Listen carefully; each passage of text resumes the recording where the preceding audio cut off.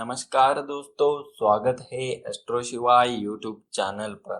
दोस्तों, हिंदू धर्म में कई सारी देवी देवताओं के पूजने का चलन है, लेकिन इनमें से देवों के देव महादेव को सर्वश्रेष्ठ माना गया है। भगवान शिव एक ऐसे देवता है जो कभी संहारक तो कभी पालक होते हैं। वैसे तो भोलेनाथ का स्वभाव बेहद ही शांत है, लेकिन अत्यंत क्रोधित हो जाने पर वो अपनी तीसरी आंख खोल देते हैं। उनकी तीसरी आंख खुलने पर सृष्टि में हाहाकार मच जाता है। ऐसा कहा जाता है कि एक बार माता पार्वती के कान का आभूषण क्रीड़ा करते समय पानी में गिर गया था। बहते बहते कान की वह बाली पाताल लोक पहुंच गया। इस पर भगवान शिव जी ने तुरंत अपने शिष्यों को बुलाया और मणि ढूंढने का आदेश दिया। इधर शिष्यों ने उस आभूषण को ढूंढने की बहुत कोशिश की, लेकिन वह कभी भी नहीं मिली। शिव जी इस बात से बहुत ही क्रोधित हो गए और उन्हें इतना गुस्सा आया कि उन्होंने अपनी तीसरी आंख खोल दी। उनके इस रूप से सभी बेहद ही हैरान हो गए। उस वक्त वहां नैना देवी प्रकट हुई और शिव जी की सहायता करने को तैयार हो गई। तभी से उस स्थान को नैना देवी स्थान भी कहा जाने लगा है। नैना देवी ने पाताल लोक में जाकर शेषनाग में मणि लौटाने के लिए कहा और तब शेषनाग ने भगवान शिव जी को वह मणि उपहार के रूप में स्वरूप दे दी। उसी के तरह देवों के देव महादेव ने खोली तीसरी आंख। अब होगा पापियों का अंत। तुरंत देखे इस वीडियो में। अब सवाल यह आता है कि भगवान क्रोधित होने से क्या संसार का अंत हो जाएगा या नहीं, तो इस वीडियो में बताएंगे। तो इससे पहले इस वीडियो को अभी से लाइक कर दीजिए और अभी तक हमारे चैनल को सब्सक्राइब नहीं किया हो तो तुरंत सब्सक्राइब कीजिए। और ज्यादा से ज्यादा हिंदू धर्म के अनुसार सभी देवी देवताओं को प्रसन्न करने के लिए अनेकों प्रकार की सामग्रियां है। हम देवताओं को प्रसन्न करने के लिए न सिर्फ उनकी मन प्रसन्न सामग्रियां उपयोग में लेते हैं, बल्कि हम उनकी पूजा और आराधना में भी कुछ विशेष विधि करते हैं। हम देवताओं की मनपसंद चीजें उसके सामने इसलिए रखते हैं जिससे कि वे प्रसन्न होकर हमें मनोकामना पूर्ति का आशीर्वाद प्रदान करे। सभी देवों में भोलेनाथ बहुत ही जल्दी प्रसन्न होते हैं और जल्दी वरदान भी देते हैं। भगवान शिव जितना जल्दी प्रसन्न होते हैं उतना ही जल्दी क्रोधित भी हो जाते हैं। भगवान शिव का रौद्र रूप काफी भयभीत करने वाला होता है। भगवान शिव को भांग धतूरे का चढ़ावा बहुत ही पसंद है, पर कुछ ऐसी वस्तुएं भी है जिनका उपयोग शिव आराधना के दौरान बिल्कुल नहीं करना चाहिए। शिव पुराण के अनुसार शिव भक्तों को कभी भी भगवान शिव को तुलसी, हल्दी और सिंदूर साहित्य में पुण्य वस्तुओं नहीं चढ़ाना चाहिए। अगर आप चाहते हैं कि शिव आपसे खुश रहे और आप किसी भी हाल में उनके गुस्से का शिकार न हो सके, तो जाने अनजाने में भी ये पाप न करें, क्योंकि इन पापों को भगवान शिव कभी भी माफ नहीं करते।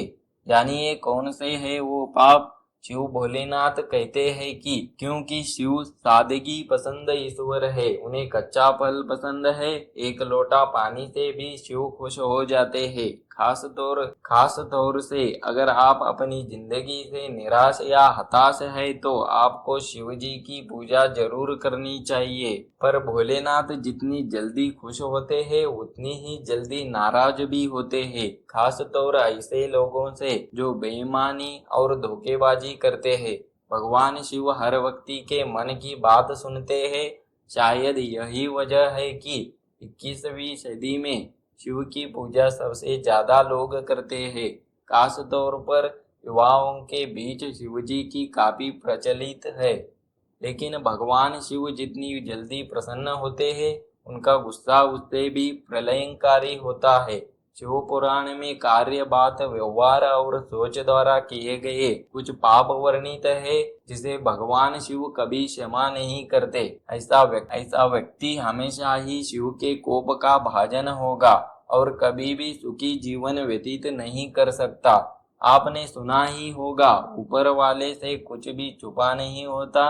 यहाँ तक आप अपने दिमाग में जो सोच रहे होते हैं वह भी भगवान से छुपा नहीं होता। इसलिए भले ही बात और व्यवहार में आपने किसी को नुकसान ना पहुंचाया हो, लेकिन अगर मन में किसी के प्रति कोई दुर्भावना है या आपने किसी की अहिता सोचा है तो यह भी पाप की श्रेणी में आता है। शादी तोड़ने की कशिश भगवान शिव को ऐसे लोग बिल्कुल पसंद नहीं है जो अपने रिश्ते में ईमानदारी नहीं रखते। खास तौर से किसी दूसरों की शादीशुदा जिंदगी को तोड़ने की कोशिश करने से भोलेनाथ नाराज होते हैं और इस पाप को माफ नहीं करते। और पैसों की धोखेबाजी, दूसरों का धन अपना बनाने की चाह रखना, पैसों की हेराफेरी करना और धन संपत्ति लुटाना भी पाप की श्रेणी में आता है। भगवान शिव के लिए यह अक्षम अपराध है।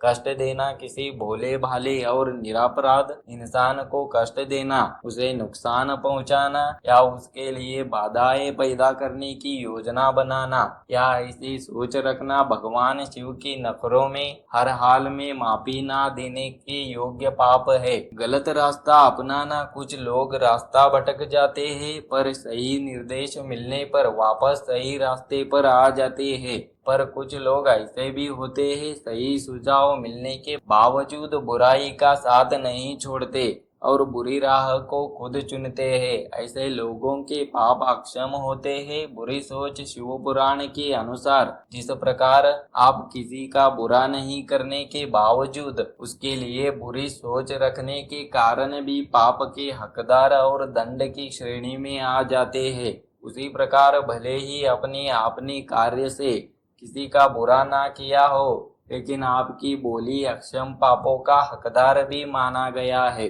और हकदार भी बना सकती है। ऐसे कार्यों से दूर ही रहेंगे तो आपके लिए बहुत ही अच्छा रहेगा। अगर आपने जीवन में दोबारा नहीं दोहराएंगे, आपका जीवन सुधर सकता है। दोस्तों, आपको भगवान भोलेनाथ को कैसे प्रसन्न किया जा सकता है वो इस उपायों में बताएंगे, तो उन उपायों का जरूर पालन कीजिए। मान्यता है कि भगवान शिव को प्रसन्न करने के लिए सोमवार को सुबह उठकर स्नान करके भगवान शिव की आराधना करें। भगवान शंकर के साथ माता पार्वती और नंदी को गंगा जल चढ़ाइए। साथ ही इस दिन शिव जी पर खास तौर पर चंदन, अक्षत, बिल्व पत्र, धतूरा या अकड़े का फूल चढ़ाइए। प्रतिदिन 21 बिल्व पत्रों पर चंदन से ओम नमः शिवाय लिखकर शिवलिंग पर अर्पित करें। इससे व्यक्ति की सभी मनोकामनाएं पूर्ण होगी। विवाह में अगर अड़चन आ रही है तो प्रतिदिन शिवलिंग पर केसर मिलाकर दूध चढ़ाइए। इससे विवाह में आ रही अड़चन दूर हो जाएगी। भगवान शिव पर जो अर्पित करने से सभी प्रकार के सुखों की प्राप्ति होगी। ऐसे करने से आपके ऊपर भगवान भोलेनाथ प्रसन्न होंगे, आपकी सारी मनोकामनाएं पूरी करेंगे। दोस्तों, देवों के देव देवादिदेव महादेव ही एकमात्र ऐसे भगवान है जिनकी भक्ति हर कोई करता है, चाहे वो इंसान हो या राक्षस हो या भूत प्रेत हो अथवा देवता हो, यहाँ तक कि पशु पक्षी, जलचर, नभचर, पाताल लोकवासी हो अथवा वैकुंठवासी हो, शिव की भक्ति पर हर जगह हुई और जब तक दुनिया कायम है शिव की महिमा गाई जाती रहेगी। कुंभ राशि के लोगों को व्यवसाय की तुलना में नौकरी में अभी आपका परफॉर्मेंस बेहतर रहेगा। नौकरी पेशा लोग पिछले कुछ समय से जोश और उत्साह के साथ काम कर रहे होंगे और यह स्थिति अब भी जारी रहेगी। आपकी कल्पना शक्ति भी अच्छी रहेगी और काफी अच्छे होने के कारण नए विचारों के साथ आप वरिष्ठों को प्रभावित कर सकेंगे। धन के लेन देन और जमीन जायदाद के सौदे में किसी की जमींदारी न लेने की सूचना आपको भगवान भोलेनाथ देते हैं। मानसिक रूप से आज एकाग्रता रहेगी, खर्च अधिक मात्रा में होगा। स्वास्थ्य के विषय में ध्यान रखें, संबंधों में काफी उत्साहित दिखाएंगे। आप सामने वाले पात्र की भावनाओं को समझेंगे और उनके दृष्टिकोण से संबंधों में विचार करेंगे, जिससे आपके रिश्तों में परिपक्वता आएगी और विवाहोत्तर में आपसी निकटता बनी रहेगी। हालांकि माह के अंतिम पखवाड़ा में आपके बीच स्वामित्व की भावना बढ़ सकती है। अंतिम सप्ताह प्रपोज करने के लिए काफी अच्छा रहेगा।